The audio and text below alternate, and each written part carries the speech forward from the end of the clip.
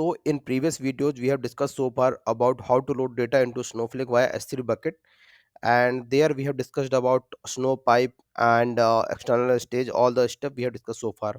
Now in this video, we will discuss about whenever your data is present in your staging area, so how you can see that data in from your staging area. Okay, so to load for or also in this case, in this video, while loading the data into our Snowflake staging area, we will use internal stage. Okay, and also instead of loading via S3 bucket, what we will do, we will try to load data from user interface from our local system. Okay, so whenever we are trying to load data into our staging area, first of all, what we are supposed to do, we are supposed to first create our file format. Okay, so if you see here, like file format, what we have created here, we have used my CSV file format, type is CSV, and fill delimiter is pipe delimiter. Okay, once we are done with this part, what we are supposed to do, we are supposed to create our staging area. Okay,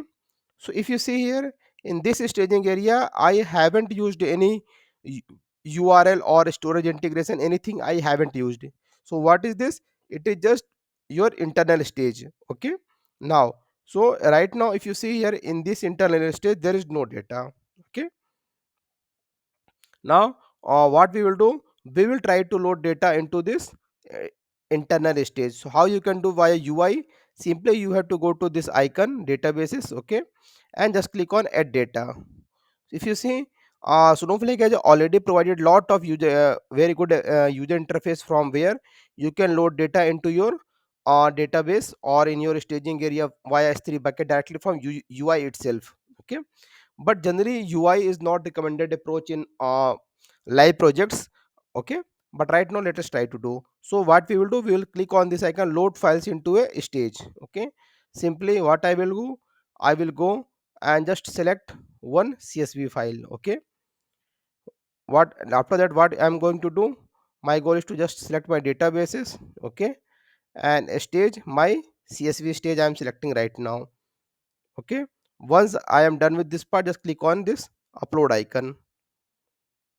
Okay, so once we are done this part, okay, so my goal is to show you how you can read data from your staging area. Okay, right now there is data is only in your staging area, data has not been loaded into your tables. Okay, now let me query my staging area. Okay, if you see here, now file has been loaded into my CSV stage. Now one more thing, so as it is CSV file, okay, so if you have to see why select query, you can use this select metadata file name. So this is the metadata thing which has been provided by Snowflake. So with the help of this, you can see what is the name of your file while querying from internal stage. Also, this $1, $2, $3 annotation are basically your column positions. Okay, so if you are querying this thing, so Snowflake will show you all the data present in my CSV file. It will show you all from my staging area. One more thing here, if you see, I have put $11. 11 means in case you have put more than more columns as compared to your CSV file which is in a staging area, it will not give any error, it will just give you null. Okay, so for this CSV file we are done with this. Now in case you are dealing with your JSON file. Okay, or okay, and also along with JSON file, what I'm going to do, I will creating this stage area. Okay, now also okay, now let us try to add the data in JSON file. This is my JSON file I am trying to load here. Okay, and just database staging, if you see, I have to select my JSON stage. Okay, let me upload it here, simply it will get uploaded. Okay,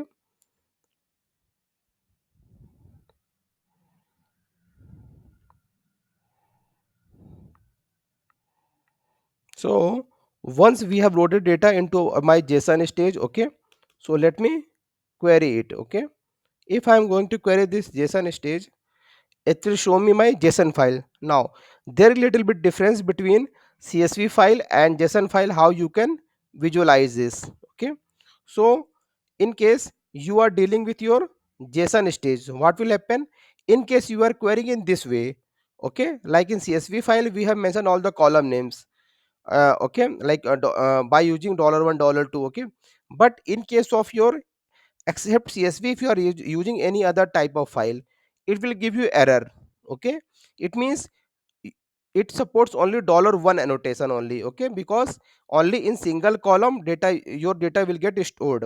Okay, so what you are supposed to do in case, you have to just put metadata file name, it will work, and only you can use $1 annotation here. Okay, let me query this. If you see, only $1 annotation will work in this case, and rest all $2, $3, these are not supposed to work. Okay, now let us discuss about parquet file also. Okay, so simply what you are supposed to do, create or replace file format, parquet file format we have done. Okay, and after that what we are supposed to do, we have to create my parquet stage. Okay, now let us go and try to load data into your parquet stage area. So I have one parquet file. I have to select my database. Okay, and then staging area, parquet stage. Okay, and let me upload this. Now let me go and query my parquet staging area. So simply if you are using except this $1, if you are using a $2, $3 or anything, it will give you error. Okay, let me try to do $2. You see, it will not allow you because internally it stores only in $1, and only in single column it will store all of your parquet data, JSON data, Avro data, any of the data. You can see it here. So now question comes in mind, why we are reading these things, or why it is need to understand these things. Why? Because in real time projects, whenever we are loading these type of data into our staging area, and and after staging we are supposed to load data into our main tables.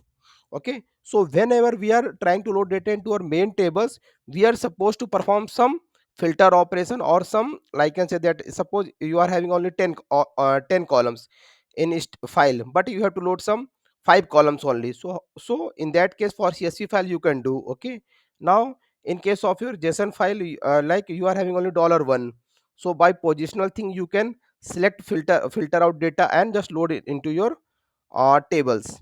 So that's why we are supposed to discuss these things. Okay, in real time projects these are very important things when you are trying to build your end-to-end pipeline. So I hope you like this video. In case you need any more information on these topics, please ping me in the comment section. Thank you.